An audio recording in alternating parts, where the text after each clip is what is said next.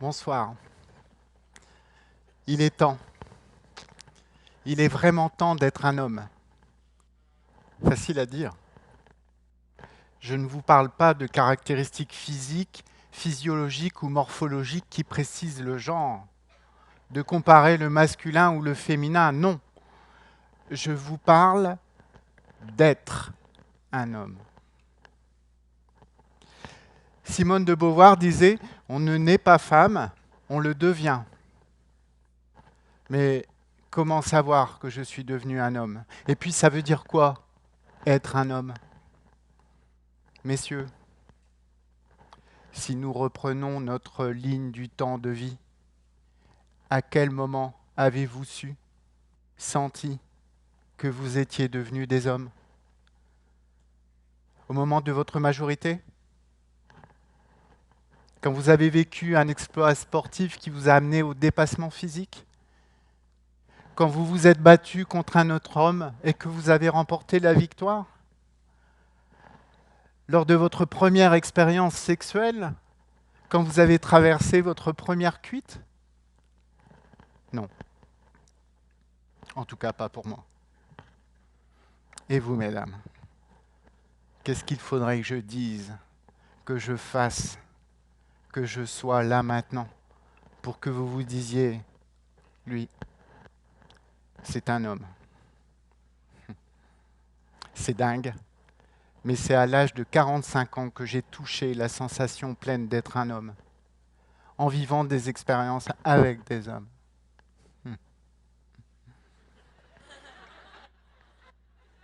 Oui, c'est pas ce que vous imaginez. Tout a commencé en 2015. J'étais en train de préparer une journée de facilitation pour accompagner un groupe avec deux de mes amis, Ramoun Shaw et Gilles. Ils sont coachs et facilitateurs en intelligence collective comme moi. Et j'étais en train de dessiner des consignes sur un paperboard quand je les observais de l'autre côté de la salle. Il y avait quelque chose de différent. Leur façon de rire, leur promiscuité, leur engagement, leur manière d'être. Ça m'a amené à traverser la salle et à leur demander « Bon les gars, là, vous avez fait quelque chose tous les deux ?» Ramucho s'est retourné, m'a fait un grand sourire et m'a dit, d'une manière très amusée, « Jérôme, on a fait un truc de malade entre hommes, mais je ne pourrais rien te dire. » Bien évidemment, ça a piqué ma curiosité. Alors je les ai cuisinés un peu. Ils ne m'ont rien dit du tout. Et pourtant, je sentais que derrière leur retenue et leur joie amusée, ils avaient vécu une expérience très forte. Le samedi suivant, je me suis inscrit. J'ai participé à cette aventure. Je ne vous raconterai pas non plus ce qu'il s'y passe, parce qu'il y a certaines choses qui ne se racontent pas, elles se vivent. Mais je vais vous partager comment cette expérience a impacté ma vie. Ne vous est-il jamais arrivé d'écouter le JT de 20 heures et en entendant un homme de 32 ans a battu sa femme à mort à Garges-les-Gonesse, les voisins sont consternés? Ou encore, des habitants ont été pris en otage par un groupe armé et ont été massacrés à coups de machette dans un village du Burundi? Ou peut-être plus récent, une vague de boue a traversé la commune de Lisieux et a mis 350 personnes en situation d'urgence, polémique sur le plan d'occupation des sols. Moi, je me disais un peu comme vous, bon, c'est terrible, mais qu'est-ce que je peux y faire?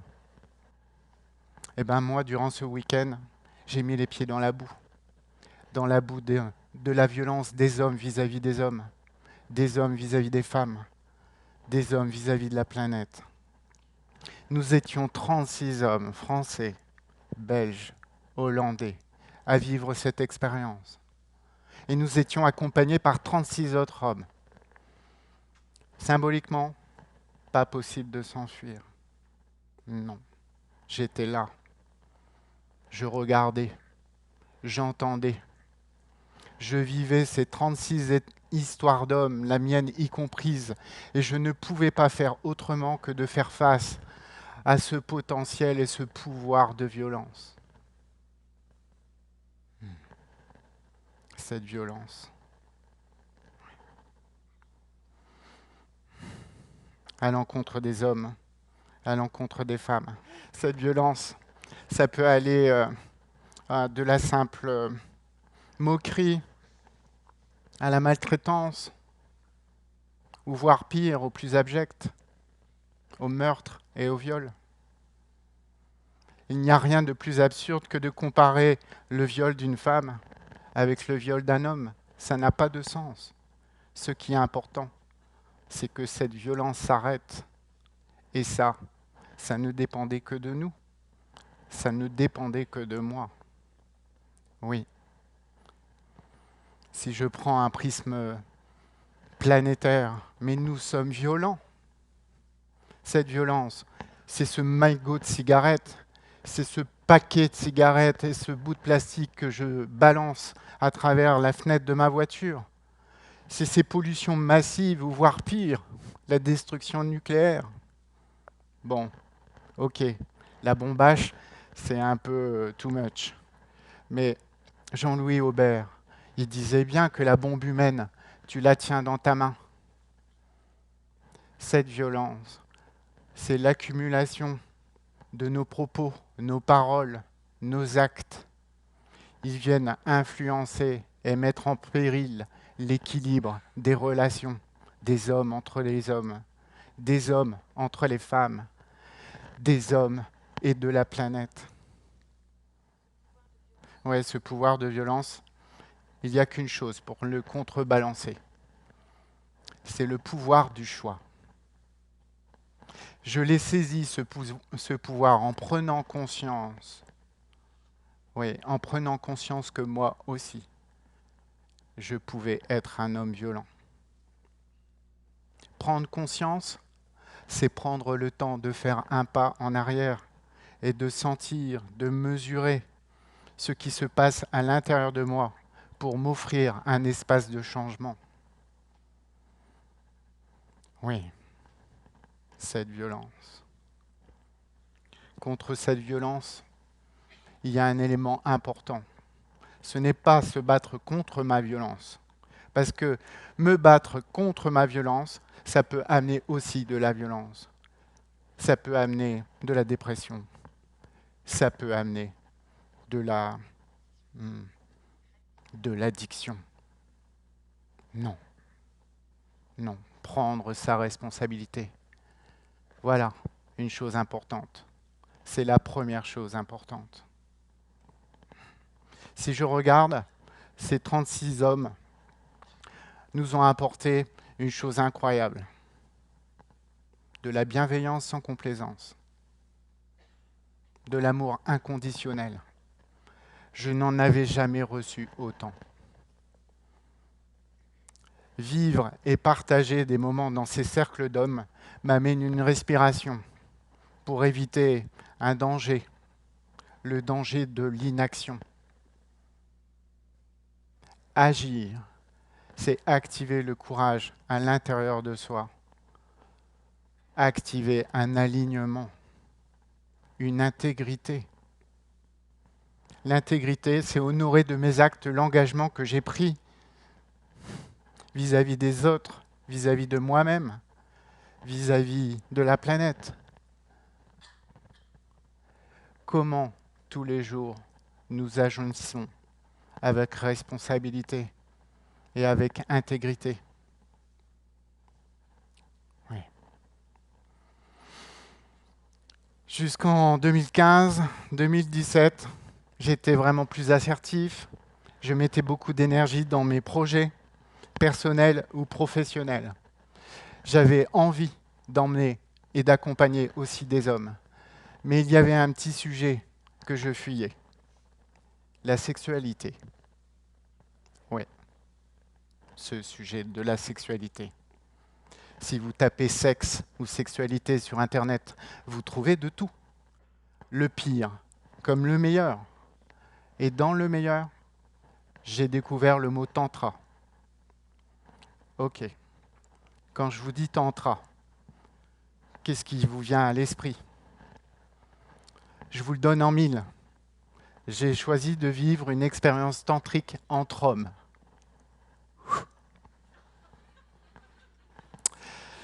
C'était tout sauf ce que je connais. J'avais peur et je me disais c'est justement là qu'il faut aller.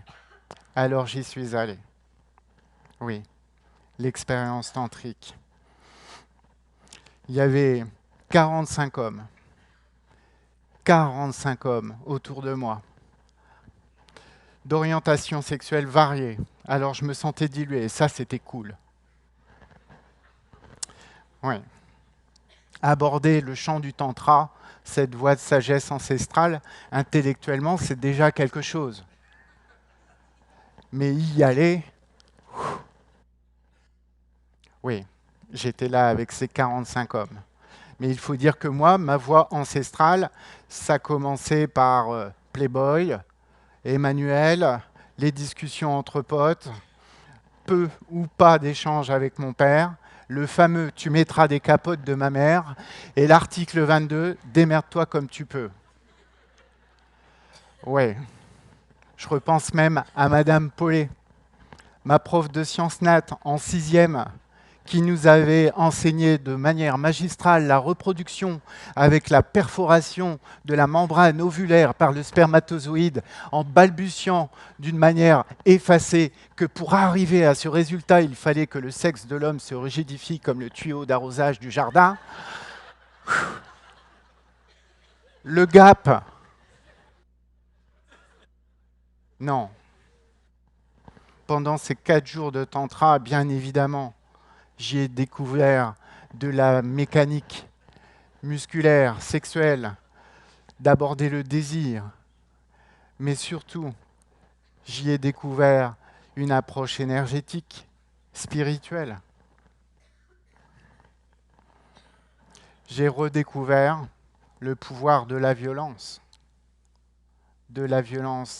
des hommes vis-à-vis des femmes, des hommes vis-à-vis des hommes, et parfois même des femmes vis-à-vis des femmes, vis-à-vis des hommes. Oui, ce tantra, ça a été quelque chose d'impactant pour moi.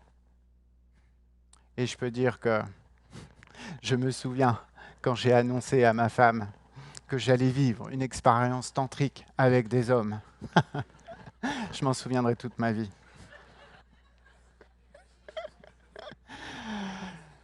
Croyez-moi, tous les matins, je me lève en me disant que j'apporterai forcément ma contribution vis-à-vis de la violence.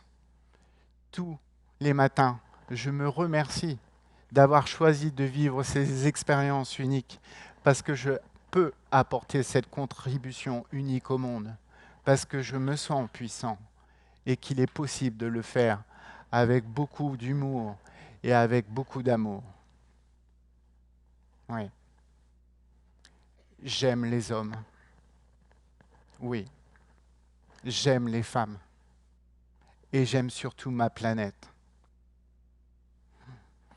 Quand j'ai vécu le tantra, je me suis senti vulnérable, littéralement vulnérable. La vulnérabilité a été approchée par Brené Brown, cette chercheuse américaine en sciences sociales. Elle a dit que la vulnérabilité, c'est être susceptible d'être touché, blessé, sur le plan physique ou psychologique. Mais être vulnérable, c'est... Vous n'avez jamais été touché par la vulnérabilité d'un homme? Touché par la vulnérabilité d'une femme? D'un enfant? D'un paysage? Oui. La vulnérabilité est un réel pouvoir contre la violence. Pour moi, être un homme sur un chemin qui a du cœur, c'est activer, c'est s'ouvrir à sa vulnérabilité. Être un homme sur le chemin qui a du cœur, c'est prendre sa responsabilité. C'est utiliser le pouvoir du choix. Être un homme sur un chemin qui a du cœur, c'est agir de manière alignée et avec intégrité. Oui, je me suis senti vulnérable. Si je prends quelques secondes là, ici, maintenant, et que je pense à notre planète, ne la trouvez-vous pas vulnérable? Je pense qu'il est temps de prendre notre responsabilité et d'agir avec alignement. Je pense qu'il est vraiment temps. Carl Jung disait, tu n'es pas ce qui s'est passé. Tu es ce que tu choisis et tu décides de devenir. Il est temps de devenir des hommes. Il est temps de devenir humain et de prendre notre juste place sur cette planète, d'agir en conscience, avec responsabilité et intégrité. Il est juste temps. Merci.